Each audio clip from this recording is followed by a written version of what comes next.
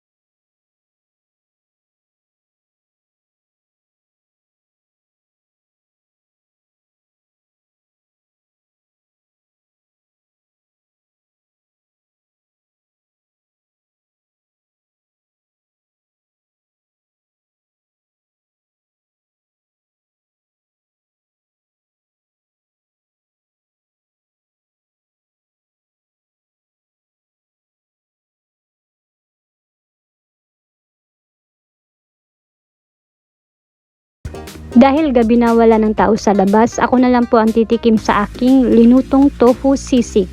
So, titikman natin kung ano ang lasa nito. Siyempre, gutom rin po ako kasi galing ako ng biyahe. So, ayan na nga po. Sisintensyahan ko na kung ano ang lasa ng aking easy tofu sisig. Ayan siya, napaka-creamy niya po. Ayan. So, titingnan natin po anong lasa. Ay, grabe, ang sarap niya, guys. Hindi ko lang alam kung gutom ako kasi galing ako ng biyahe, pero ang sarap niya. Nalalasahan ko yung mayonnaise, tapos yung oyster sauce at saka toyo. Tapos yung asim niya kasi dinagyan ko siya ng dato puti na suka. Yun, ang sarap niya. Kumakalat siya dito sa labi ko, ramdam ko at nalalasahan ko talaga yung sarap ng aking linuto. So, ang score na ibibigay ko ay, bibigyan ko lang siya ng 7. Kasi yun yung panlasa ko, 7. Hindi siya 10, kundi 7. And that's for today. Thank you so much for watching and see you again in my next vlog. Bye! God bless everyone. Bye!